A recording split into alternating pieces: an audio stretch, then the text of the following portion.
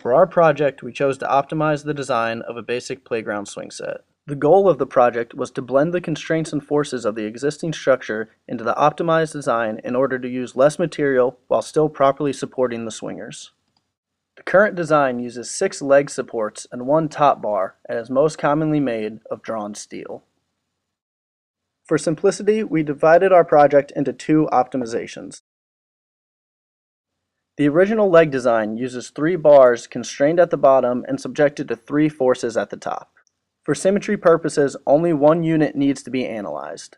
The original design was modeled as a frame system made of beam elements. The system has a maximum stress under 600 psi and a maximum displacement under 1/10 of an inch. We applied our boundary conditions into topology optimization, and after 2 iterations, a final wishbone design was selected. The wishbone design was then subjected to the same ANSYS analysis.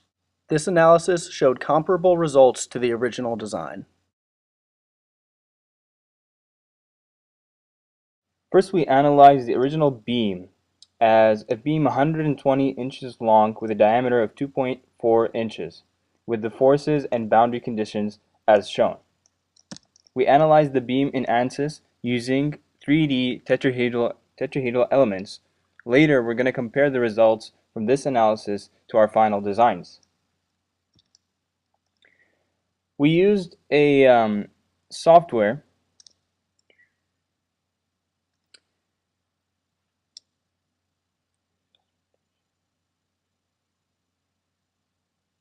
One of the biggest issues of optimizing this beam is that it has a very wide aspect ratio. One of the biggest issues of optimizing this beam is that it has a very big aspect ratio since the diameter of the beam is so much smaller than its length. So we have issues of finding the right resolution and number of elements so that we can use the topology optimization. We downloaded software that allows us to change the number of elements used in the X and Y and Z directions. We ran the topology optimization using a reduced aspect ratio with the intent of scaling it up later on.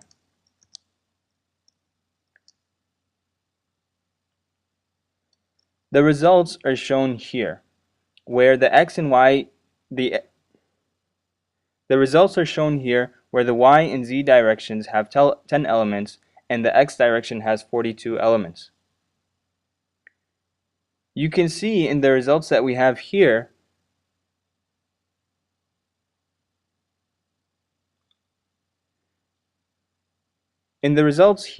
we actually have a 3D object that we can model using 3D tetrahedral elements, as opposed to the previous case of legs where we ended up analyzing the structure using beam elements.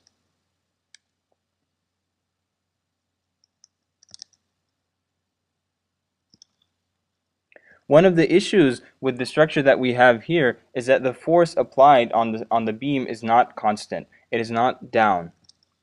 And that kids actually swing when they sit on a swing.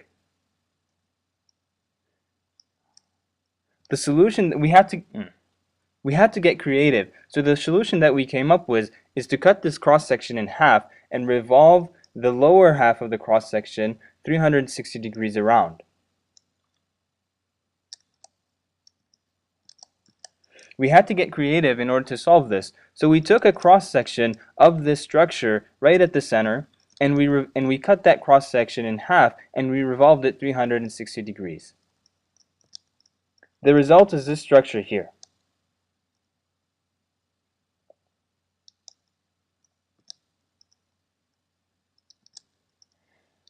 The problem with this structure is that it has an aspect ratio of 10 by 10 by 42. Obviously doesn't match the original beam. So what we did is we scaled the original cross section that we came up with and we again cut it in half and revolved it around so that we have now a beam that is closer to 4 by 4 by 120.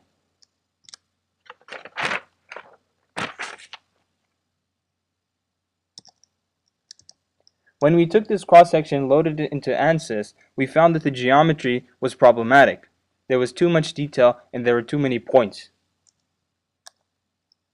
We simplified the geometry arriving at iteration number 2, and we loaded that into ANSYS.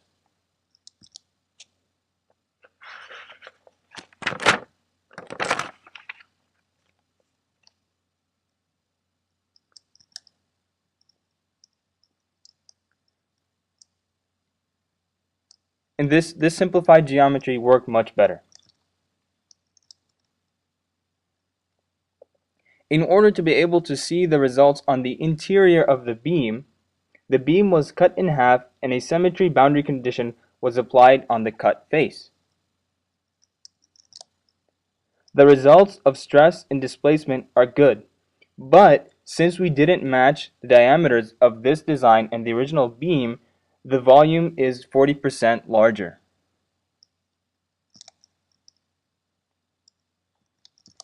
For the final iteration of the design, we further scaled down the diameter so that its max is equal to the original diameter.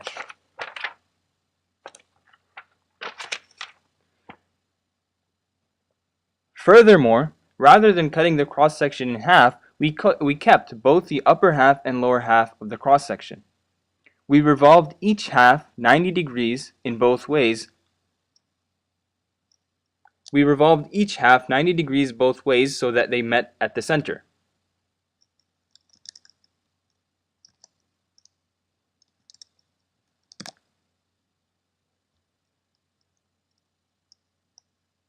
Finally, in order to further reduce the points, how do you say place where there's sharp points? The sharp points? Sharp edges. Sharp points and edges. Okay. We extruded a small cylinder through the center of the beam. Okay. Finally, in order to further reduce You're good. I didn't know it turned on. Okay.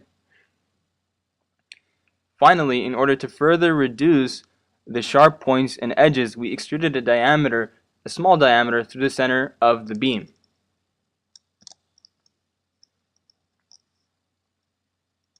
The same loads and boundary conditions were applied in ANSYS.